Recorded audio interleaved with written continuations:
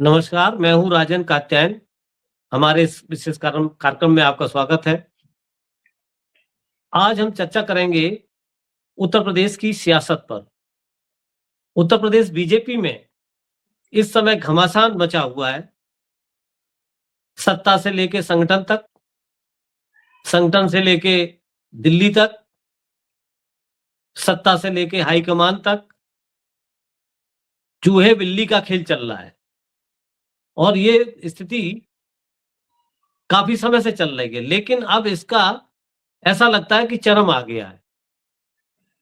सत्ता में बैठे मुख्यमंत्री कुछ और बोलते हैं, उनके डिप्टी सीएम कुछ और बोलते हैं। संगठन कहाँ है, संगठन में क्या हो रहा है, ये किसी को पता नहीं। विधायकों में नाराजगी, तो सब किम कर्तव्य विमूढ़ बने हुए हैं। आखिर ये चल क्या रहा है, इस पे आज हम बात करते हैं। हमारे साथ इस चर्चा में जुड़ रहे हैं लखनऊ से पत्रकार अभिषेक प्रकाश जी और दिल्ली से वरिष्ठ पत्रकार विनय गोयल जी। गोयल जी, बहुत बहुत स्वागत है आपका हमारे इस कार्यक्रम में। तो गोयल जी, आप बताइए, आप दिल्ली में बैठ के लखनऊ को कैसे देख पा रहे हैं? राजन जी, सबसे पहले तो मैं आपका आभार प्रकट करता हूं कि आपने अपने कार्यक्रम में मुझे इनवाइट किया है। और दूसरी चीज, मैं कोशिश करूंगा कि आपको लखनऊ की राजनीति या यूपी की राजनीति के बारे में यहां से बैठकर कुछ आपको जानकारी दे सकूं।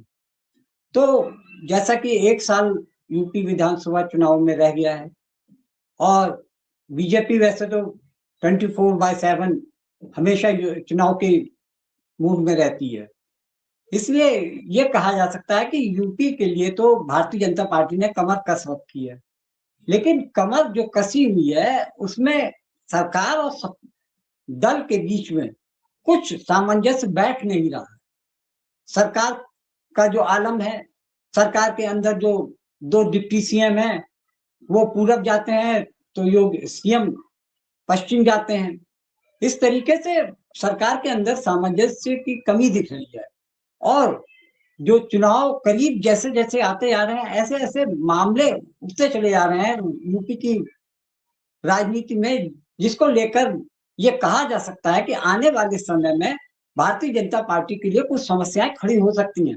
वैसे भारतीय जनता पार्टी के लिए ये माना जाता है कि वो चुनाव किसी ना किसी तरीके से जीत लेती है, चाहे विधानसभा का चुनाव हो, चाहे लोकसभा का चुनाव हो।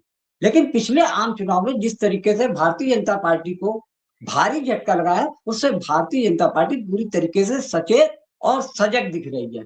लेकिन जब सरकार और प्रदेश भाजपा में आपस में जब टकराव की स्थिति देखने को मिल रही है, तो इससे ये साफ दिख रहा है कि भारतीय जनता पार्टी अगर अपने अंदर सामंजस्य नहीं बैठा पाई और जो लगातार जो मुद्दे उठ रहे हैं उनको अगर कंट्रोल नहीं कर पाती है, तो उनके लिए आने वाला चुनाव काफी घातक साबित होने वाला है। अगर यूपी हारते हैं तो ये समझ लीजिए लगातार उनके पीछे, उनके आगे जितने भी चुनाव होंगे, उससे भारतीय जनता पार्टी को अच्छा खासा सबक मिलेगा और विपक्ष को काफी मजबूती मिल सकती है, जैसा कि मुझे दिख रहा है। जी गोयल जी। अभिषेक जी, आप बताइए, आप तो दिल्ली में सत्ता के पास में बैठे हैं, आप करीब से देख रहे हैं, बीजेपी कार्यालय भी आप जाते हैं, देखते हैं, कवर करते हैं। सत्ता और संगठन में कुछ सामंजस्य दिख नहीं रहा, विधायकों की नाराजगी अलग है। आप कैसे देखते हैं इसको? क्या सब कुछ सही चल रहा है जी, सबसे पहले या तो नहीं? धन्यवाद आपका। सबसे पहले धन्यवाद आपका आमंत्रित करने के लिए। और जैसा कि गोयल साहब ने बताया कि जो इस समय जो भाजपा का सत्ता संगठन का जो संघर्ष है, या कहें लखनऊ और दिल्ली का जो संघर्ष है, वो जो मुझे लगता है अब किसी से छुपा नहीं, किसी भी सतह पे छुपा नहीं। जो भी यूपी की राजनीति की थोड़ी बहुत जानकारी रखता होगा, सब नहीं भी रखता होगा, सबको पता है कि सब कुछ ठीक तो नहीं चल रहा है। दिल्ली और लखनऊ में सब कुछ ठीक नहीं है। अभी हालिया योगी जी का बयान भी आया था कि जो है दिल्ली की हवा दम घोटू है, वो जो है वहां की हवा ठीक नहीं है। तो वो ये जो बयान था, ये एक कमेंट भी था, एक सांकेतिक कमेंट भी था कि जो है दिल्ली की हवा सही रखने का जिम्मा सिर्फ राज्य सरकार रेखा गुप्ता का नहीं है, वो दिल्ली की केंद्र सरकार का भी है। तो वो एक तरीके से राज्य सरकार और केंद्र सरकार दोनों को निशाना बना के बयान दिया गया। और इस तरह की हिमाकत आज तक भाजपा, जो कि एक अनुशासित पार्टी कही जाती है, उसका कोई भी मंत्री, कोई भी मुख्यमंत्री, कोई भी कार्यकर्ता इस तरह का बयान जो सीधा केंद्र को टारगेट करता हो, मोदी और अमित शाह को टारगेट करता हो, ऐसा किसी ने नहीं दिया है। तो ये अपने आप में, ये बयान भले ही छोटा दिख रहा हो, लेकिन अपने आप में सांकेतिक रूप से बहुत बड़ा है। और इससे बड़ा प्रमाण नहीं हो सकता कि जो है दिल्ली और लखनऊ के बीच में अब कोल्ड वॉर नहीं, अब इसको हॉट वॉर ही कहेंगे। अब कुछ आंकड़ों पे चले जाते हैं।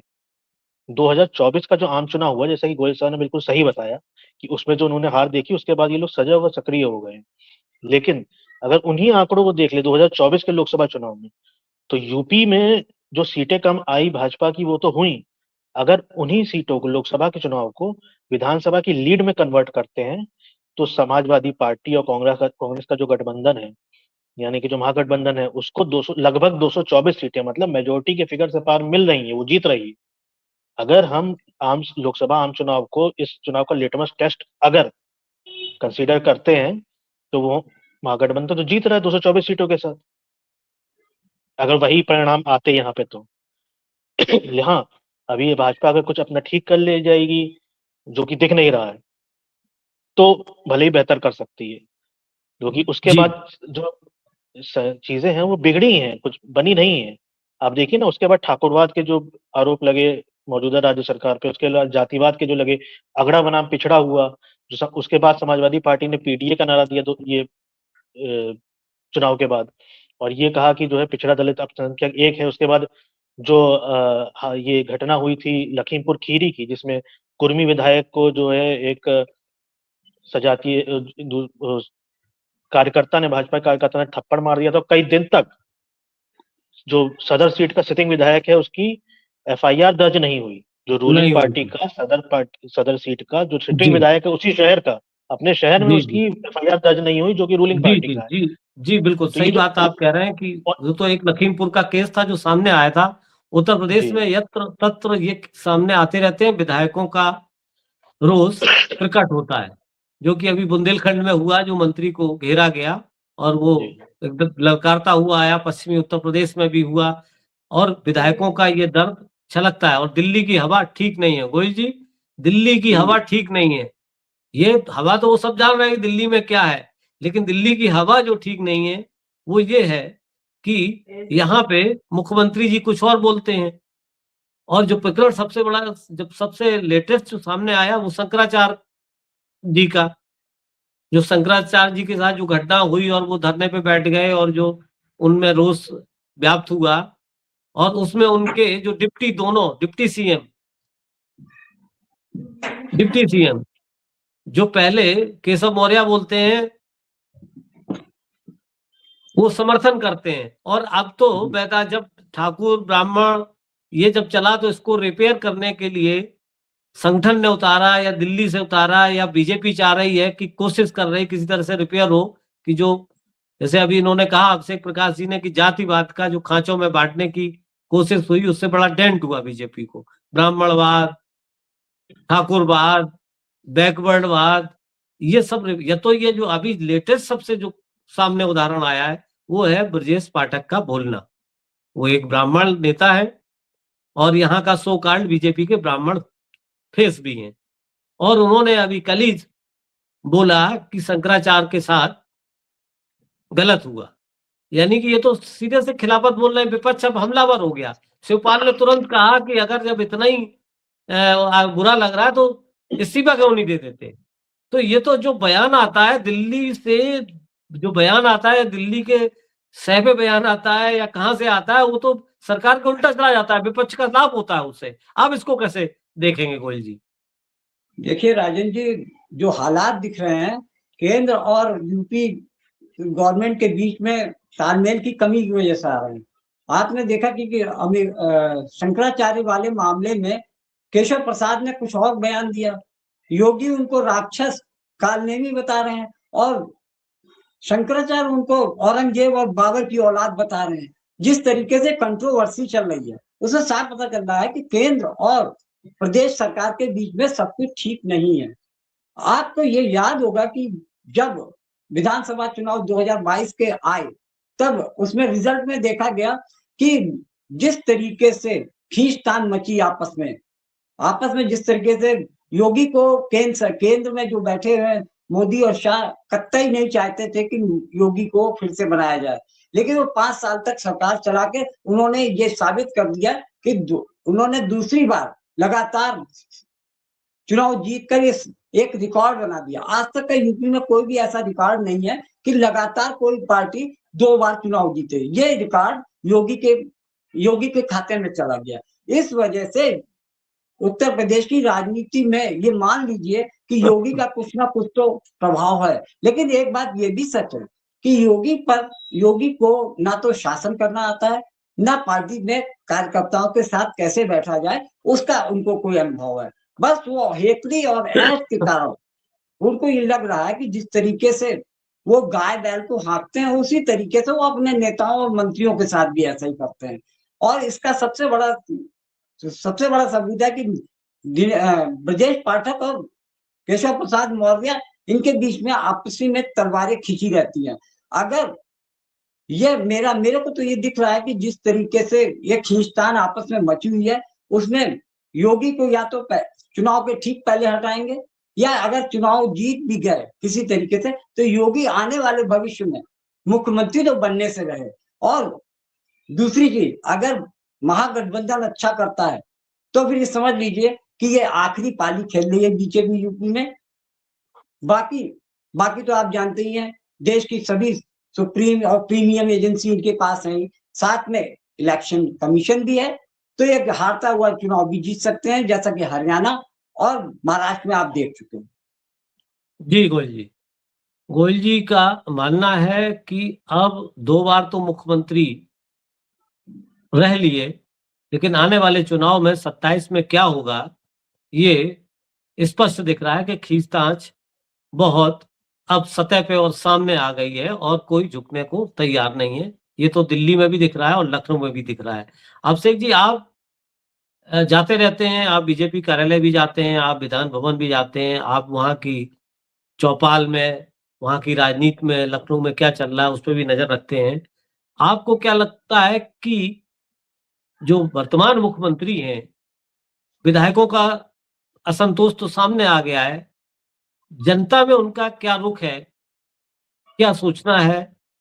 वो ठीक है कि मीडिया ने अपनी एक पॉम्प एंड शो बनाया हुआ है, एक ब्रांडिंग बनाई हुई है मीडिया, उस पे जो सूचना विभाग है या यहाँ का जो पीआर डिपार्टमेंट है वो काम कर रहा है, एक इमेज को ले रहा है, उस पर बहुत भारी भरकम खर्चा भी किया जा रहा है। लेकिन क्या केवल उसकी बिना पे क्या आपको लगता है कि ऐसे ही सितारा चमक रहा है या तस्वीर कुछ दूसरी है? ग्राउंड पे आप कैसे देखते हैं इसको? जी, ये आपने बिल्कुल ठीक बात कही कि सिर्फ केवल सूचना विभाग और मीडिया को मैनेज करके अगर चीजें सब ठीक हो सकती होती या सितारा चमक सकता होता, तो 2024 लोकसभा आम चुनाव के नतीजे वो नहीं होते जो हुए। अब इस समय भाजपा के साथ एक बड़ा खतरा ये भी है कि उसका जनाधार खिसकने का। भाजपा की जो सरकार कई सालों बाद जो अपनी मेजोरिटी बनी है, अपने दम पे भाजपा ने सरकार या तो कल्याण सिंह के समय में बनाई थी या अभी 2017 में मोदी के आने के बाद बनी है। दोनों तब हुआ है जब लीडरशिप जो है वो एक ओबीसी नेता के पास थी। पहले कल्याण सिंह के पास, बाद में जब मोदी जी के पास लीडरशिप आई तो वो भी अगर आप देखें तो ओबीसी है। तो जो सरकार बनी है भाजपा की कई साल बाद अपने दम पे, उसमें 2017 में तो योगी जी लीडर थे नहीं, उनका नाम आगे था नहीं, उनके नाम पे चुनाव नहीं लड़ा गया था, जीते थे। जो भाजपा ने ये चुनाव जीते हैं, वो जीते हैं सवर्ण प्लस गैर यादव ओबीसी वोटों को लामबंद करके। मतलब बाकी लोगों ने भी वोट दिया है, लेकिन ये जो मेन उन्होंने किया है कि गैर यादव ओबीसी वोटों को लामबंद किया, जिसमें कई छोटी पार्टियों, निषाद पार्टी हो, चाहे राजभर की पार्टी हो, चाहे अपना दल कुर्मियों की पार्टी हो, इन सब छोटी पार्टियों के साथ गठबंधन भी किया, रालोद के साथ भी गठबंधन किया और गैर यादव ओबीसी को संगठित करके अपने साथ मिलाया।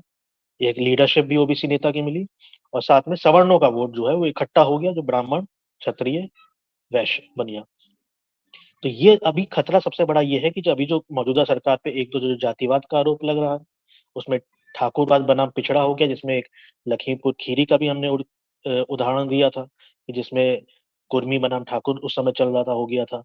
अच्छा, कुर्मी वोटों की नाराजगी तो हमें 2024 के लोकसभा आम चुनाव में, जिसमें बड़े कई विश्लेषकों ने ये बोला कि 2024 के लोकसभा आम चुनाव में कुर्मी वोट खिसका है। कई विश्लेषकों ने कहा कि खिसका है। तो ये अगर ओबीसी वोट, गैर यादव ओबीसी वोट जो है वो भाजपा के पास से खिसकता है, प्लस थोड़ा बहुत भी जो आजकल मीडिया में चल रहा है कि ब्राह्मण वोट, सवर्णों में ब्राह्मण वोट जो है वो अगर खिसक के कांग्रेस या बसपा में भी के पास चला जाता है, तो इस समय भाजपा प्रदेश सरकार के पास खतरा ये है उसका जनाधार खिसकने का, जो कि बना हुआ है सवर्ण प्लस गैर यादव ओबीसी से।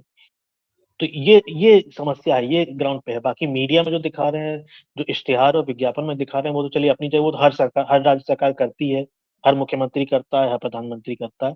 लेकिन ये जो मौजूदा स्थिति जो ग्राउंड पे है वो यह है कि विधायकों का असंतोष तो है ही, कार्यकर्ताओं का भी असंतोष है। किसी भी मुख्यमंत्री को संगठन को, कार्यकर्ताओं को साथ लेके चलना पड़ता है।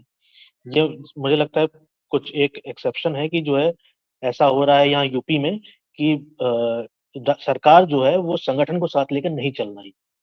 जी जी जी तो ये जी जी जी अभिषेक प्रकाश जी ने जो बात सामने लाए वो ये कि उन्होंने एक तो समीकरण बताए। अब समीकरण जो बचे वही सवर्ण प्लस जो ओबीसी, जो ईबीसी जिसे कहेंगे, यादव और कुर्मी को छोड़ के जो ईबीसी है उनके ऊपर केवल रह गया है। बाकी कुछ जातियां खिसक रही हैं, जैसे कि पीडीए विपक्ष का काम कर रहा है। दूसरा, कार्यकर्ताओं में नाराजगी स्पष्ट दिख रही है। तीसरा, जो हम देख पा रहे हैं यहाँ पे, जो ब्यूरोक्रेसी है वो जिस तरह से हावी है, वो आम जनमानस को भी बहुत अच्छा रिजल्ट नहीं दे रही है। वो ठीक है, केवल ये एक हवा बनाई जा रही है कि क्राइम रोका गया है और अपराध रुक रहे हैं, ये हो रहा है, भ्रष्टाचार रुक रहे हैं, लेकिन खबरें आ रही हैं, लेकिन पब्लिक में भी पता है और खबरें भी आती हैं यत्र तत्र कि भ्रष्टाचार कहीं रुका नहीं है और लॉ एंड ऑर्डर की समस्या जैसी तस्वीर दिखाई जाती वैसी है नहीं। क्राइम तो पूरे प्रदेश में कहीं ना कहीं हो ही रहा है, प्रभावी नहीं है वो। दूसरे, ब्यूरोक्रेसी जो इतनी हावी है उससे पब्लिक नाराज भी है, ये भी एक नाराजगी है। तो एक तो ये कि बहुत अच्छी तस्वीर है नहीं, जैसी तस्वीर दिखाई जा रही है पीआर डिपार्टमेंट के थ्रू, वो तस्वीर है नहीं। तो गोयल जी, आपको क्या लगता है कि आने वाला 27 कुछ बदलाव लेके आ सकता है मुख्यमंत्री को लेके? चेहरा भी बदला जा सकता है, या क्या सब जैसे चल रहा है ऐसे ही तीसरी बार ऐसे ही होगा? कौन बाजी मारेगा, क्योंकि रस्साकसी चल रही है दिल्ली और लखनऊ में। देखिए राजन जी, जैसा कि माहौल बनाया जा रहा है उसको देख के लग रहा है कि योगी को आने वाले समय में मुख्यमंत्री के रूप में केंद्रीय नेतृत्व तो नहीं चाहता है। ये संघर्ष आपको दिख सकता है। दूसरी चीज, उत्तर प्रदेश की में ये कहा जाता है कि लॉ एंड ऑर्डर की स्थिति बहुत अच्छी है, ये बात का ढिंडोरा पीटा जाता है। लेकिन जो हालात दिख रहे हैं इस समय उत्तर प्रदेश में, जो हिंसा और वारदातें बढ़ रही हैं, पुलिस का जो रुआब और जो उनका भय दिखाते थे बदमाशों के प्रति, लेकिन आजकल जो गुंडेगर्दी करते थे, आजकल वो भारतीय जनता पार्टी के खुद सदस्य हो गए हैं। अब आप जो सदस्य नहीं है वो, लेकिन भारतीय जनता पार्टी की सरकार और पुलिस की शय पर किस तरीके से कोहराम और आतंक मचाते दिख रहे हैं, इसका एक नमूना हम आपको बता सकते हैं। जैसे कि हिंदू रक्षा दल है, उसके कार्यकर्ता जहां जाते हैं गुंडई करते हैं, पूरी तरीके से लॉ एंड ऑर्डर को तोड़ते हैं। पुलिस उनको पकड़ती है और साधारण से धारा में बंद करती है, 2 दिन बाद वो छूट के बाहर आते हैं।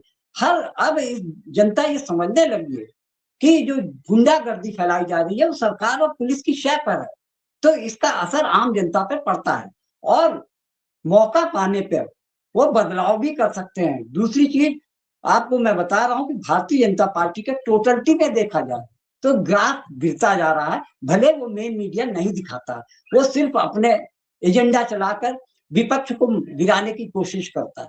जिस तरीके से उत्तर प्रदेश में समाजवादी पार्टी का पीडीए और कांग्रेस का जो गठजोड़ दिख रहा है, वो निश्चित तौर पे बदलाव की स्थिति को दर्शा रहा है और आने वाले समय में ये कहा जा सकता है, इस बात का अंदेशा है कि भारतीय जनता पार्टी जो 30 साल बाद सरकार में आई थी, अब उसके जाने का समय आ गया है। योगी जी की विदाई निश्चित तौर पे तय हो गई है। जी गोयल जी, आपकी बात आई और आपको बिल्कुल आपने स्पष्ट किया कि जो गठजोड़ बना है, इधर एनडीए की जो स्थिति है वहीं की वहीं है, दूसरी तरफ जो पीडीए उभर के आ रहा है और जो विपक्ष का गठजोड़ सामने आ रहा है जिसमें सारी पार्टियां एक साथ हो रही हैं और अटैकिंग है, उससे लगता है कि अब वो आने वाले समय में चुप नहीं बैठेंगी और अब उन्होंने बोलना शुरू कर दिया है। जैसे कि आप देखिए एसआईआर के मुद्दे पे सब एक साथ हैं और